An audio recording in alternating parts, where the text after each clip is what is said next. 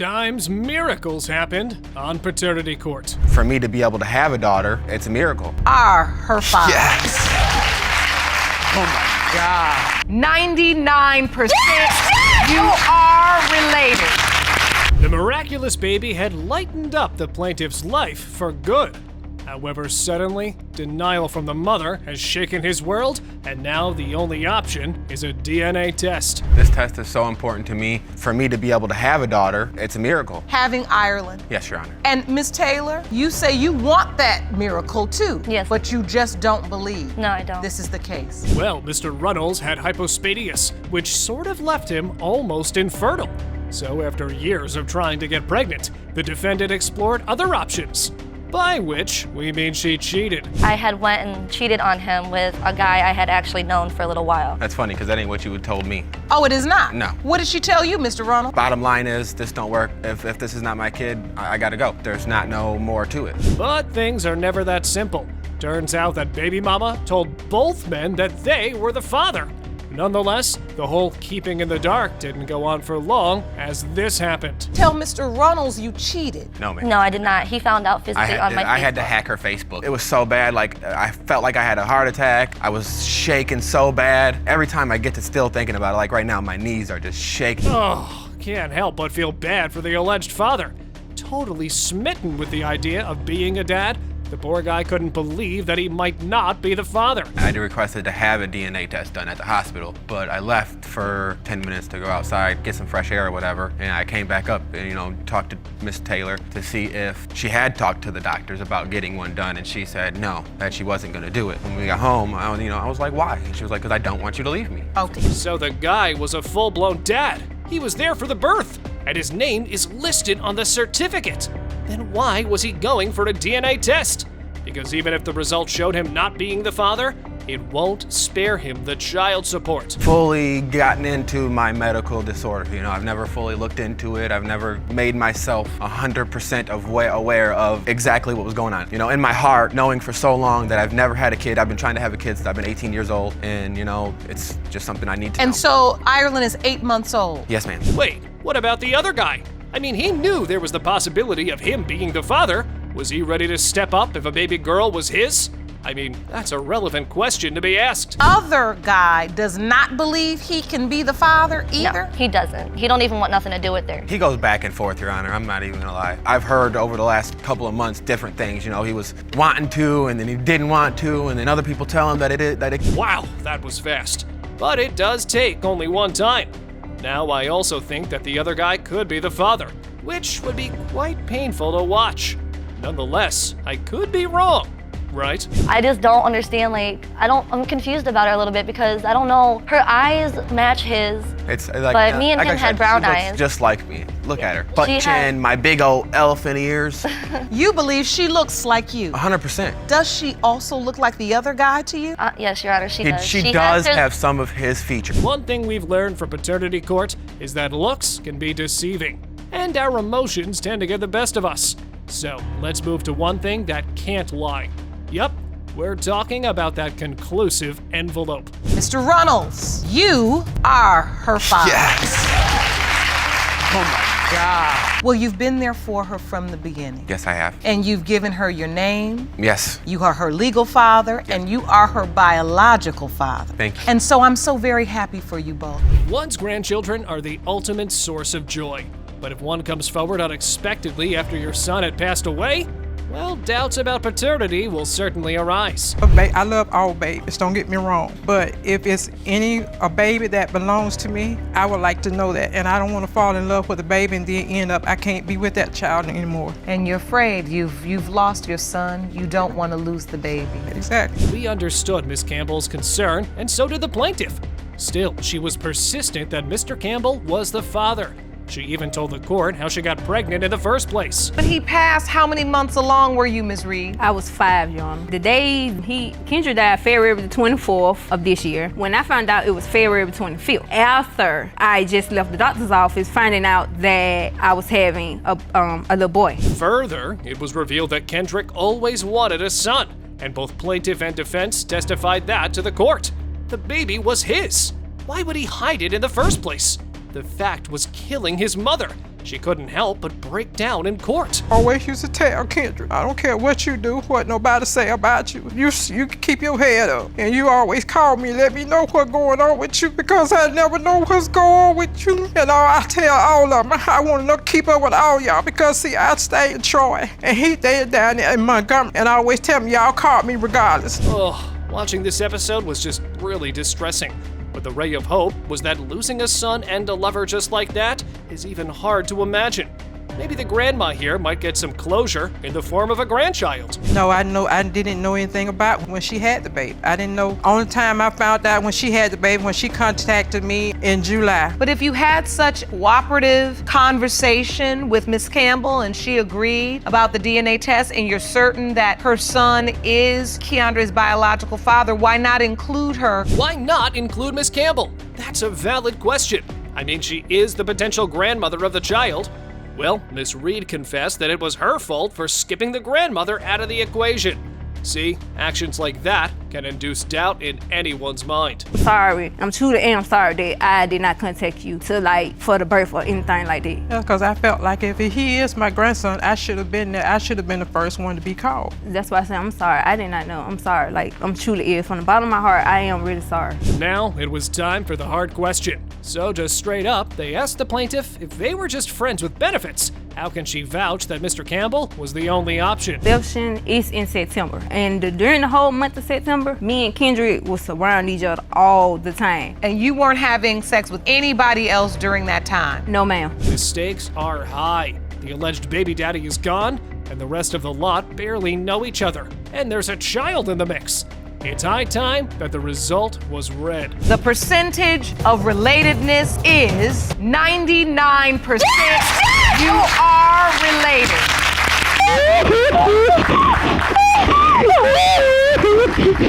Miss Ellis is in paternity court because she is fed up with the defendant's constant denial of her child and their intimacy episode. But Mr. Koger, on the other hand, claims he has no reason to play along. You argue it would have to be a medical miracle for you to be her child's father. And you're asking the court not to order a paternity test. Yes, Your Honor. Mr. Koger, I have to ask you, you're here in paternity court. Why do you oppose the test? Because we didn't have sex. Wow, it's as simple as that. He just doesn't remember any such encounter. And baby mama was just making things up. He even had evidence to prove it. This is a message. We never messed around at all. You said it hurt to have sex, and then you say, Miss Ellis, because it did, but I can take it now. We never had intercourse at any time. The evidence just made things more subjective. It seemed that both sides were telling their version of the truth. By now, it was hard to infer which side was the victim in the situation. So let us get to the pregnancy part. One day, me and my mom, we was out having mother-daughter day, shopping, going out to eat and everything. So we're walking to a shopping mall or whatever, and they say, I passed out. And I had to be rushed to the hospital. I woke up, I'm in the hospital room, I'm not knowing, what's going on. A nurse came in the room and she was like, okay, you had passed out, we feel like you had a heat stroke, so we're gonna give you some fluids and everything. However, Mr. Koger isn't the only guy in the paternity queue, as Miss Ellis's ex-boyfriend might have been the father.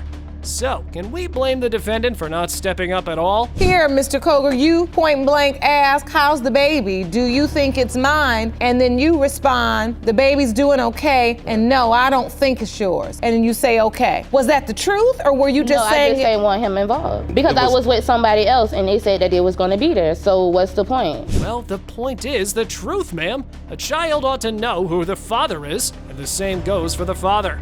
You can't just go calling shots like that. You never had sex with her? I'm sure, Your Honor. Mr. Koger, do you see yourself? Not one bit. My son has similarities, like the way that they smile, him and my son smile just alike. I have that picture too. First had the baby looked so much like you, you just didn't have to consider. The person who I was talking to passed away last year. Nonetheless, the defendant was stuck on the part that baby mama herself had told him about someone else being the father.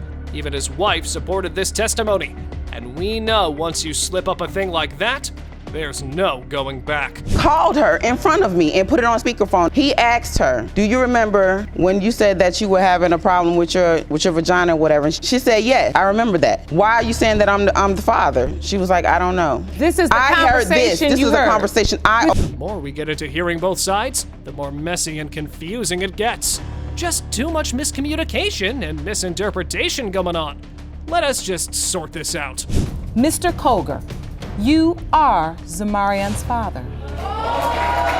Is your memory coming back now? Not at all. I don't have no reason to lie about it or damn. So you still don't remember? I do not. I don't. Death can act as a catalyst of truth. A lot of shocking things can be confessed at one's last gasp. For starters, you have a sister whom you have no idea about. Your father claimed on his deathbed that he was the biological father of a child named Sonia. Yes, Your Honor. You've now found the correct Sonia. You believe the plaintiff, Ms. Lee, is your sister. Yes, Your Honor. Shocking? Overwhelming? We know, Miss Lee, that no word in the world can sum up such a revelation, as it can overthrow someone's whole existence.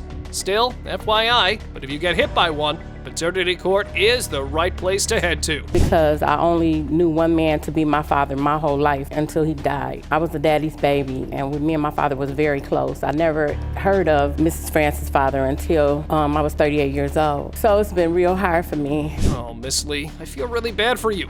Life can be brutal, there's no doubt about that.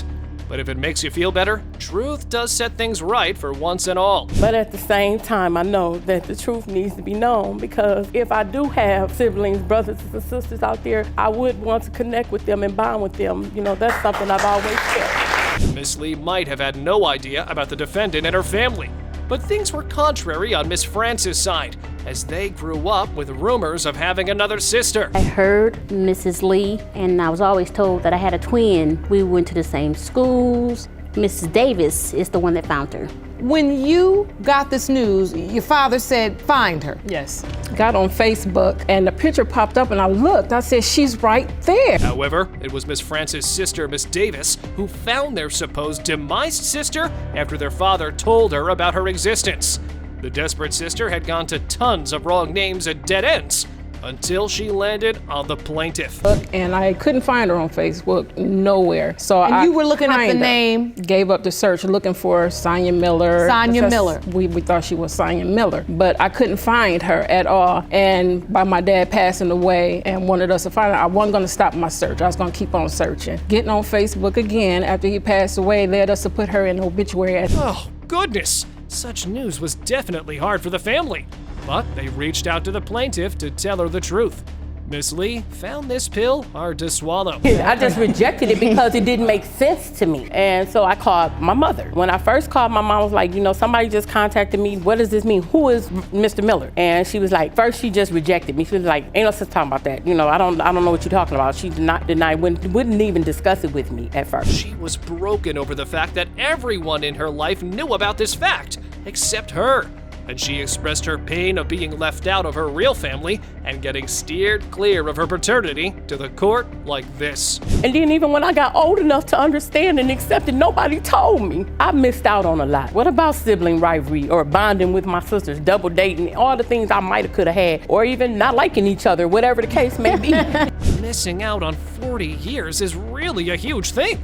So when Miss Lee's mother was brought to testify, she had her side of the story lined up like this. I were involved years ago. And during the time when I was 6 months pregnant with her, he left me for Mrs. France. When she was born, Mr. Lee was there with me, and he took care of me and her. Mr. Miller, I never saw him again. With that cleared out, we know that there's a possibility of Miss Lee being related to the defendants. And she might have lost 50 years of sisterhood, but that DNA result can set it right. So, let's open that envelope. Ms. Lee, they are indeed biological brother and sister.